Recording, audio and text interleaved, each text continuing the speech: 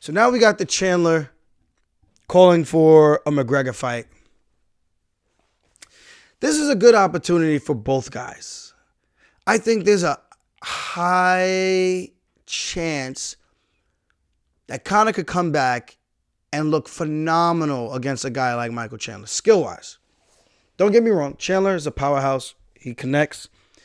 That fight could be over in the first round. We've seen it with the Poirier fight. We've seen it with Tony Ferguson. We've seen it with Dan Hooker.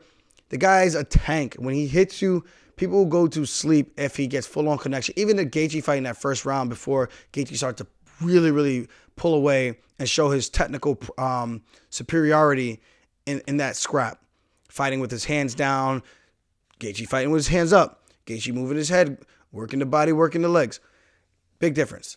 So I think with this, Conor, for me, is still one of the most technical fighters there is out there in the world.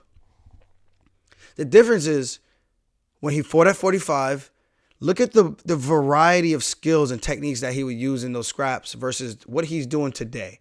When he fought Poirier in the rematch and he fought him in the third time, he typically punched, and then he thought it almost felt like he thought he was a boxer.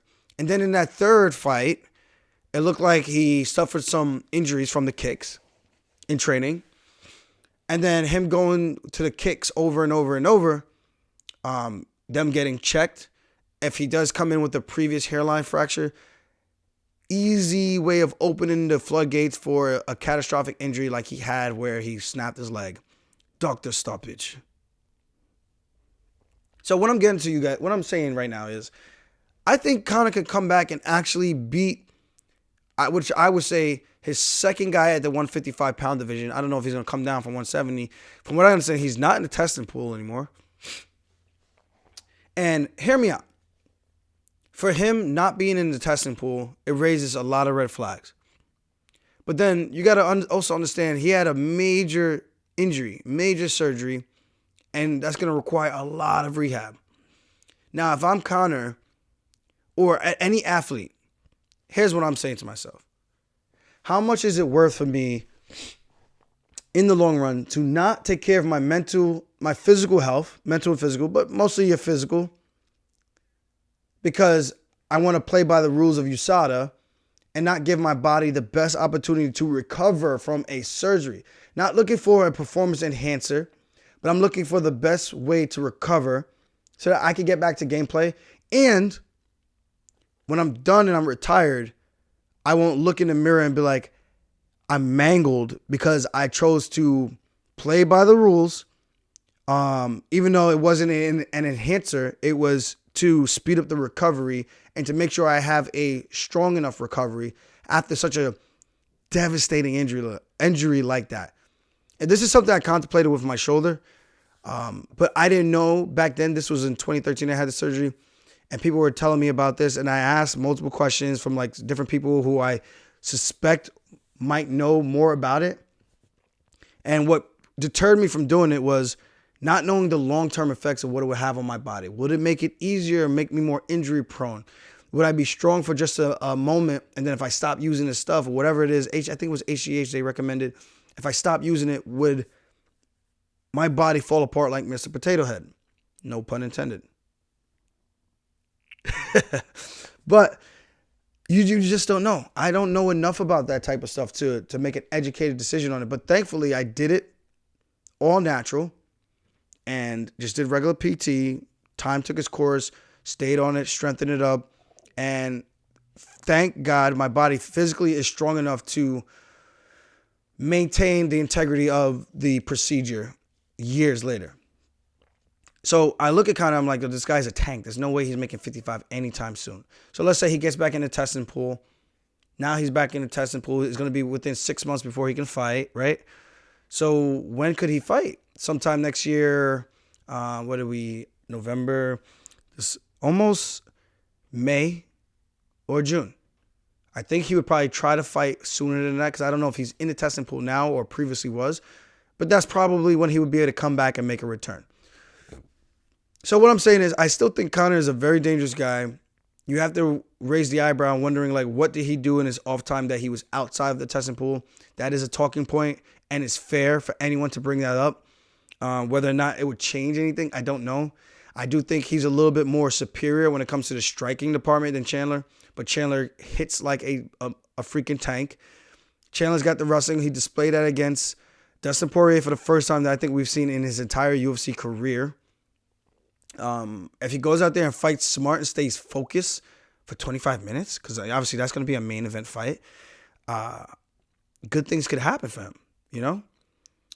But I feel like once the fight goes past the first and second round, Chandler typically seems like his I don't want to say his fight IQ, but his decision making kind of gets a little blurry. Maybe it's the type of fights that he's in where you get rocked and maybe you don't make the best decisions in the moment that you thought would make sense or you normally would do in like typical sparring, because you do get hurt in sparring, but nowhere near to the same extent as you do in the actual fight when you get rocked by some of those punches like a Poirier. You know, so there's so many different little nuances that I think people don't actually think about. But I think about all these things, like why did someone might have did this, and that's the psychology part of it, where I think when you start to break that part down, it makes you a better student of the game. It makes you more understanding of what you're looking at, and I think it can help open up your game a little bit more, because now you're looking at different things that you can play on when the fight rolls around. This is just what I think. I could be completely wrong, but that's how I break the game down, like entirely. So I would actually definitely, I think everybody would tune in to watch that. But I think at this point, Chandler is in the need of a big win. He needs to win. Yeah, he's fighting the best guys, but let's be honest here. You can fight as many of the best guys as you want. If you're not winning, you're not winning. And you're getting paid big bucks, you need to win. Even on a minute level, you need to win somehow, some way. Yeah, he's entertaining the fans, but how many times can he entertain the fans? Like, let's say Leonard Garcia. If you guys don't know who he is, go watch Leonard Garcia versus the Korean Zombie. Watch those fights and you'll go, I get it. I think they allowed him to lose 6 fights in a row before I think they gave him like a final walk-off, or the 6th fight was his final fight that the UFC allowed him to have. But that's what I'm talking about. The guy was just all entertainment, came out with swing punches from his ass and would just look to put people away, and just back and forth action. Anyone with any type of brain wouldn't fight him like that, but that's the type of fight Leonard Garcia would get in. Kind of reminds me of Chandler, even though he doesn't swing like that, that reckless, I should say. But what I'm comparing is you got to eventually win to, I guess, keep your job. I would like to see him do the Eddie Alvarez versus Chandler 3. Like, I think it's 3 or 4. Have them do that in the UFC, like one final song, like sign Eddie for one more fight and just have him come in and put on a hell of a show and end that chapter, that storyline for good. Or sign him up for McGregor, see who gets fed to who. I would like to see where McGregor is at mentally, physically. Will he come out and start kicking again? Will he start using his spinning back kicks and things as such?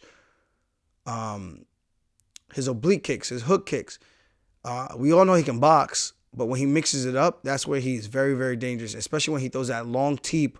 That's like a snapping teep. It's not like a push kick. He snaps it to look to zap your energy from the body. Like, these are all good techniques that people need to pay attention to, because those are the little tiny details that can really dictate change a fight.